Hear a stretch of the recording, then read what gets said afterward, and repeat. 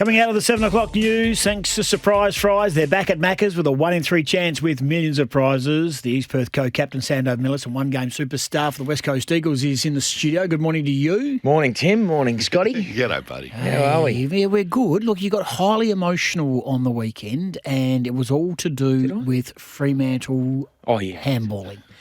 Now, when you go absolutely cocoa bananas on social media and people see the tirade of abuse, does your brother see it and go, mate, that's my team you're bagging out there? Does he actually ever try and check you? Not sure it was a tirade of abuse. Just said I've put a big dirty line through him. And you followed up by saying they'll get beat this week and it'll all come down to the derby. Yep. I think that the way they played on the weekend, just if he asked me, what are you talking about? I'll say, no, I'll tell you, mate. I've told you all last year. I just don't think that style of game, they will beat teams by 80 points. They will walk through poor teams, the bottom 4 teams, they will run through them. They'll win games by close to 100 and everyone will be like, how good's this?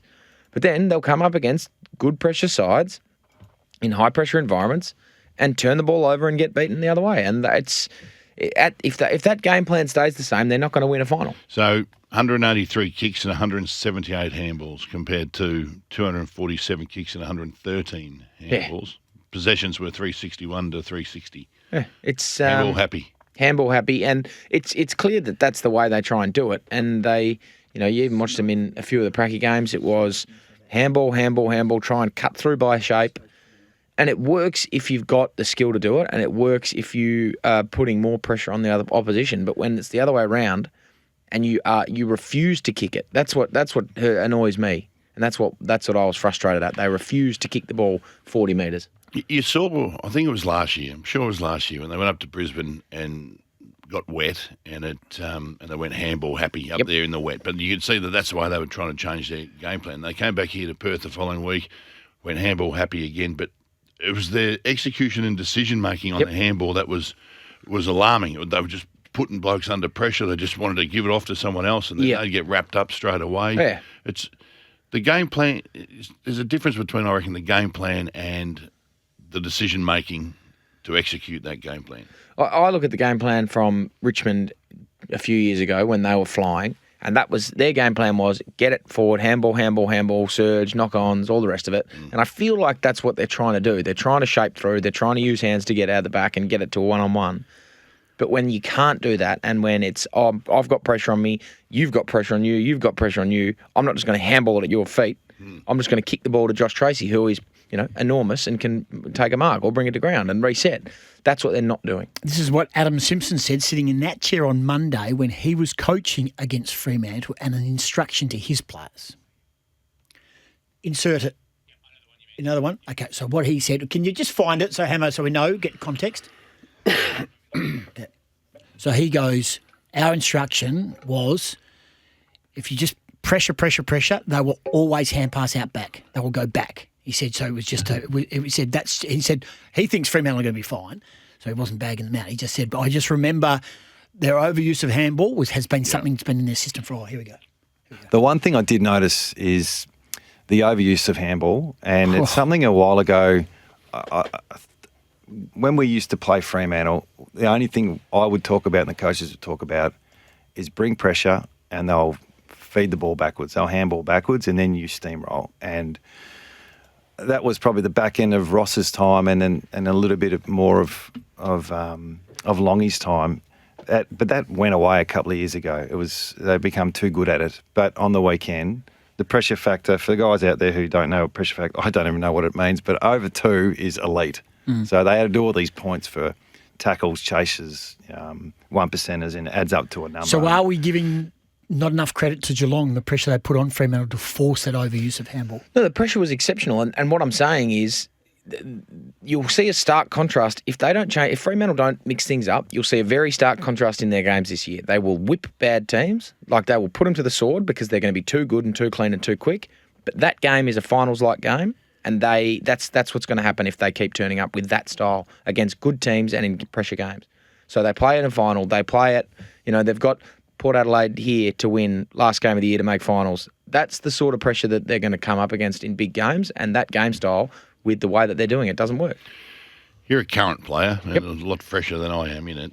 Yep. How do you find when you're trained to do a certain thing, and you know as a player out there that that's not working right now, that's not working? Is it a fine line between going against the coach's wishes because you have to adjust because it's just not working, or waiting for the coach to say, oh, right, we're going to go more direct? As a player on the field there and then, do you make a decision and go, boys, let's get this on the boot? 5 minutes, just get this going forward. Yeah, I think you have to. And I think the leaders stand up and do that. And I looked on the weekend, I thought, I felt like Andrew and Caleb were trying to kick the ball. It's hard for Moose as the full back to sort of instruct that out of the midfield because he's not in there. But it's a hard one because if that's the game plan, that's what you've been training, and it works at times, it needs to be that's the I don't think throw the game plan entirely out the window, but teach the part where it's okay, pressure's up, we adapt, we go along. Because when it works, and they'll beat teams and they'll be able to have good passages. But they need to identify really quickly when it's not working so that they can just get territory, get the ball down the line, change game plans. And you've got to have a coach who's willing to accept that too, because you're basically going against what he's been trying to tell you, but that comes from on-field leadership. Yeah, right? I agree. I think so. Speaking of on-field leadership, this was interesting. Luke Hodge had this to say on Agenda Setters about the Eagles leadership group dealing with Harley Reid. I've spoken to a few West Coast and former West Coast players that reckon this leadership hasn't been there to the extent that a number one draft pick who, it's almost like they're walking around eggshells because they don't want to annoy him. They don't want to get him offside because next year he could be gone. They want to keep him around as long as they possibly can. And the best way of doing that is to get someone there, or try and get someone there who he's going to respect and listen to. Thoughts on their leadership? Oscar Allen's their captain. Liam Duggan, of course, has a leadership role there as well. Do they still lack that inspirational leader that can just pull him, even if Elliot Yo's there? And Elliot Yo's not going to do it either when he comes back. Tim Kelly's not going to do it when he comes back.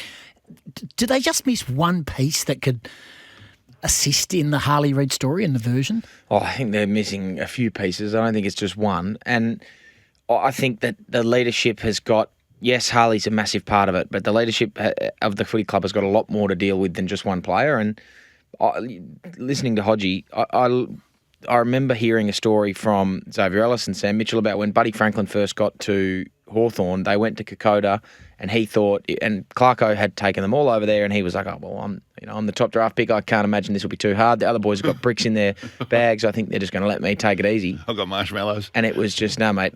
You're just a number here for a minute. We're doing this. This is hard work. You dig in.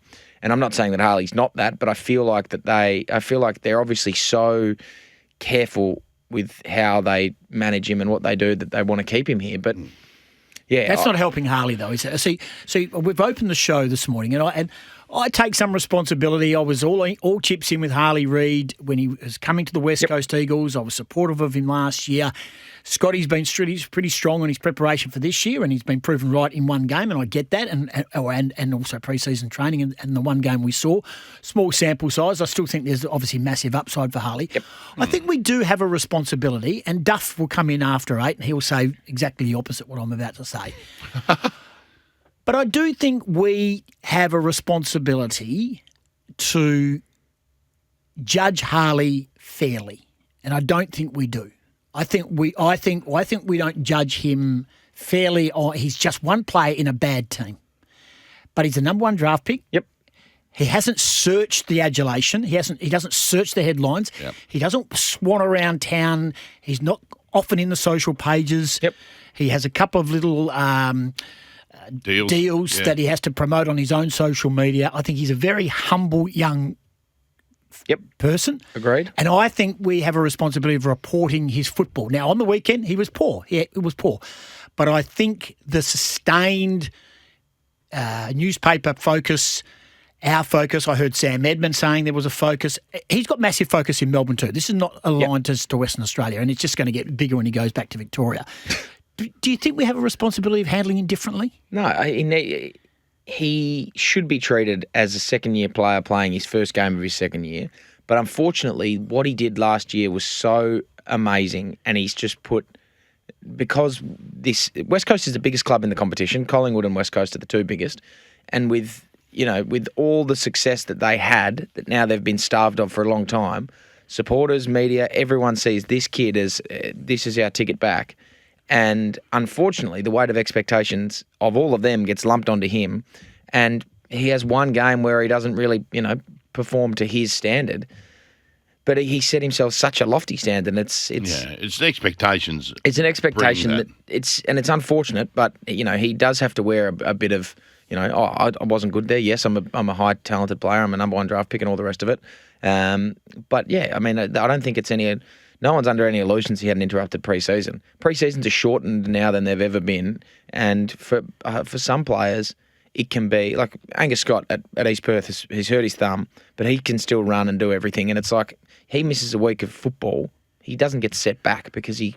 But other players miss weeks and they get set back. But Hammer, I just think we all think we know more about Harley Reid than we actually do. I really do. I'm at fault too. I'd probably put him up on this pedestal. And look, I saw him play, and I was, as I said, I'm the greatest Harley Reid fan. I get abused by people left, right and centre for talking too much about him. Yeah. But I think there comes a time, and I'm not talking about for the betterment of West Coast. I don't care if he stays or goes. That's irrelevant to me.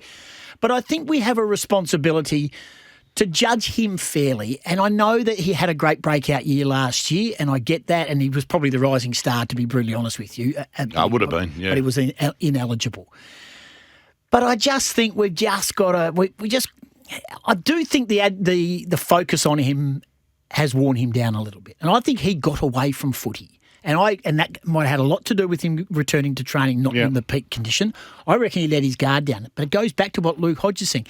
There's no Pendlebury, there's no Selwood, there's no inspirational leader inside. There's no Lockie Neal who's going to go like he grabbed Andrew when Andrew first came into the system or helped Andrew through. There's no Nat Fyfe. So you're saying that at the football club you don't think that there's someone that Harley Reid hangs off their every word? No, I don't think. And this is no disrespect to Duggan and Oscar Allen, who are the skippers, but I don't think Harley Reid would walk into that football club and walk 10 foot taller because they are the captain. They're terrific players and quality people. Yep. But I'm saying that Harley Reid goes, look at the work rate of Pendlebury. Look at the work rate of Selwood. Look at the other clubs don't have a leader like that as well. I just think Harley Reid needs that leader, and they've got to go and sort one. I'm just about to ask you, if you were the West Coast Eagles, and you, Hammer and Goss, would you approach a Joel Selwood? Would you approach a Trent Cotchin, who saw it with Dusty?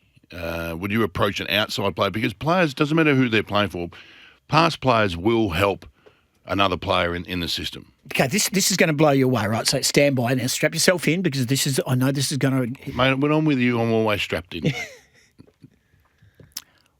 Next year, I'm talking more about a player inside the team. Yep. And I know lists not are just tight. a consultant type. Come and have a chat. Nat Fyfe. To West Coast? Yep. No. 1 year. No, mate. 1 year.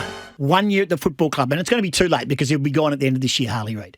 But that's the type of player. If Nat Fyfe was available and he played 15 games at the end of the year at Fremantle, and his body, which we know is dwindling, but you had him at your club and he was on your list and he might play 5 games, but he trains, he's there, you'd walk taller. I'm sure the Fremantle players walk taller when Nat Fyfe's playing, whether he's fit or not. What do you think the likelihood of that is? 1,000,000 to 1, Scott. But that's not my point. My point is that's the player. So in Western Australia, if you could get Nat Fyfe to West Coast, if West Coast went after Nat Fyfe and said, hey, mate, you're done. You're not going to hardly get a game at Fremantle next year because they're in this window and we're not. But we would appreciate a player like you at our football club to draw and for Harley Reid to look at, for the want of a better word, worship about the way you go about things, because there's no more professional player at Fremantle, and never has been, than Nat Fyfe. Look, I know it's left field and everyone's going to go, you're gone crazy. That's the type of player I'm talking about. He would sooner retire. 2-time Brownlow medalist, captain of the footy club. He would sooner retire, I think, than go and play for West Coast. Get $500,000 and play 4 games. What's that doing, mate? Well, Luke Hodge went to Brisbane. Yeah, we got another 2 years out Yeah, but the coaching gig. But he just went. I don't think Nat Fyfe's the person, forget the player. Really? I don't think Nat Fyfe's the person to to He would connect love with to have Harley a- Reid. Oh. Nah, Harley Reid's got full. He's got full. He's got a bit of spunk about him. He's got a bit of attitude. He's got a bit of larrikin about him. I don't think that fife's got any of those. Really? Things. No way. He's a boy from the country. He's a country boy. Luke Shuey's his midfield coach. Luke Shuey's his midfield coach, and I think there is no better bloke to be helping him than Boots. It's just a shame that he's not playing with him.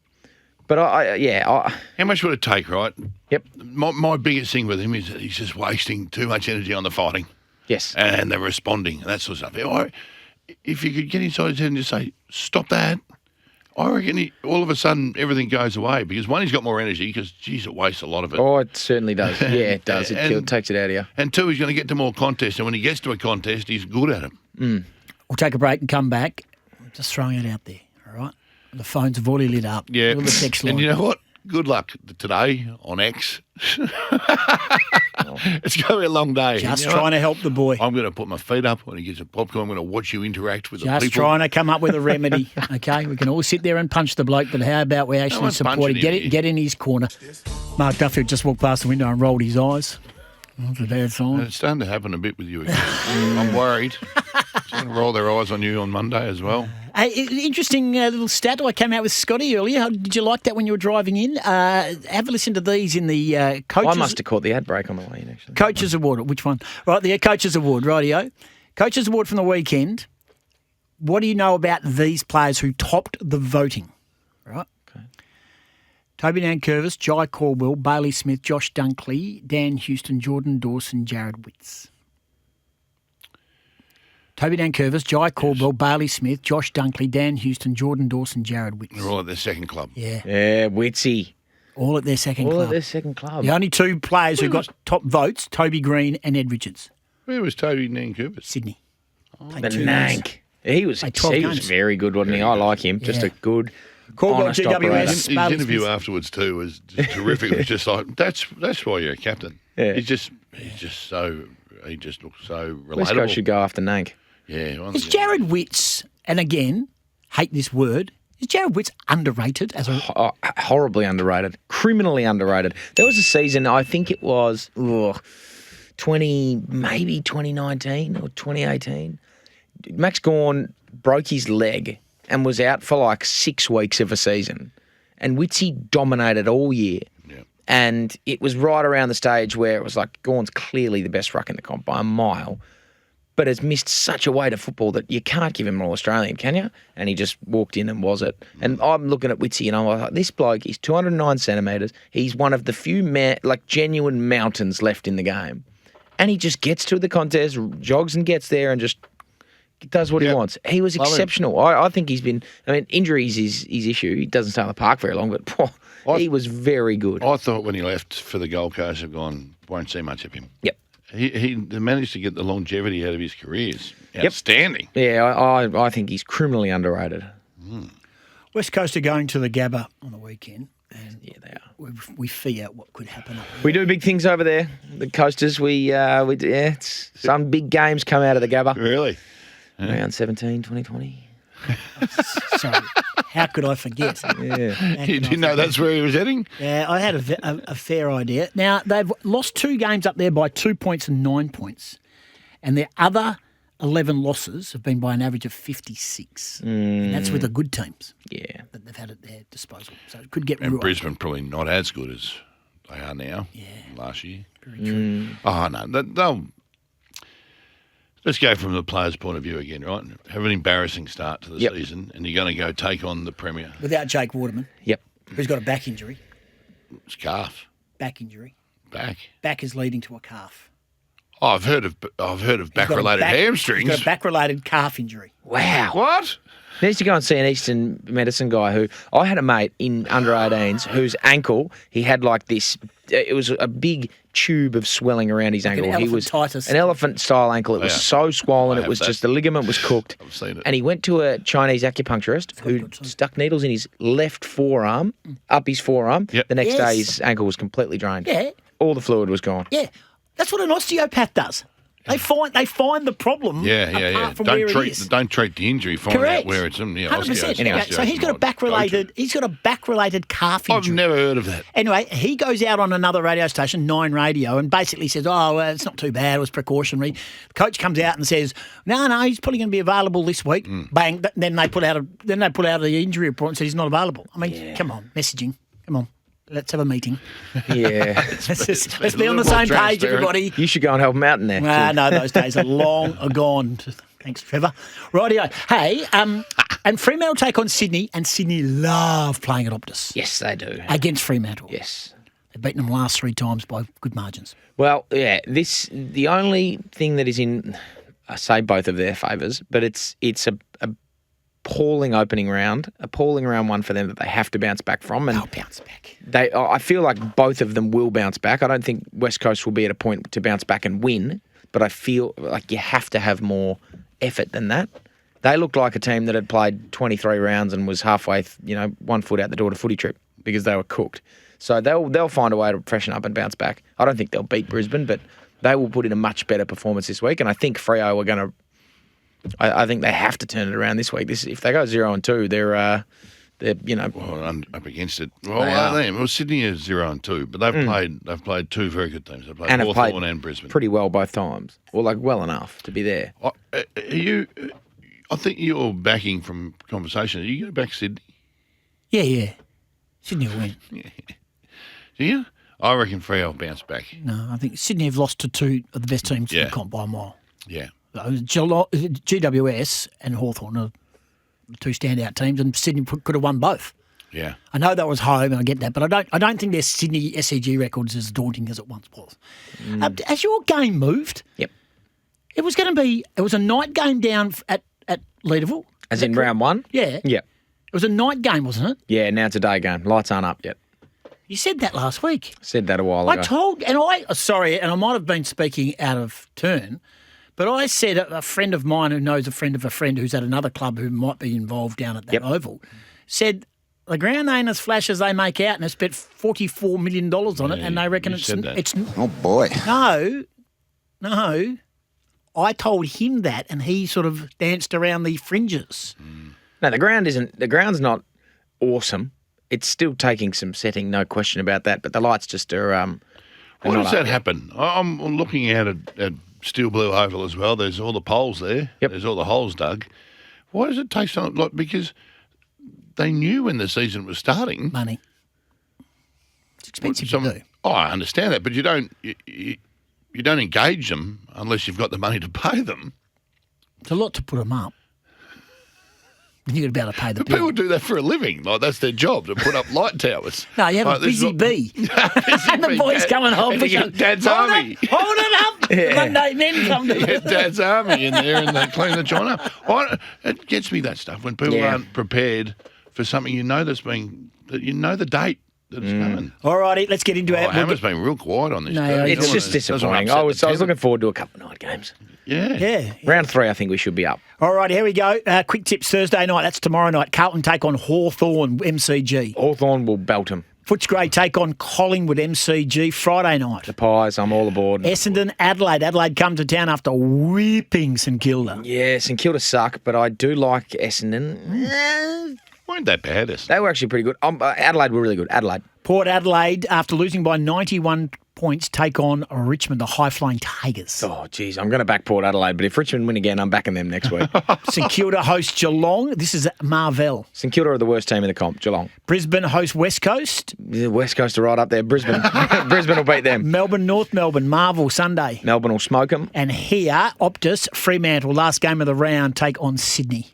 This will be the last time that I tip Fremantle against a top 4 side if they lose this game. So I will tip Fremantle and hope for a bounce back, but if they lose it, they're not getting my tip again. Thanks for coming in. You're always welcome. Oh, good on you. There he is. His name is Hamish Brayshaw, and we always appreciate his spin on sport. Coming up after 7:30, Mark Duffield. We'll ask him about whether he thinks Nat Fyfe would be handy at West Coast.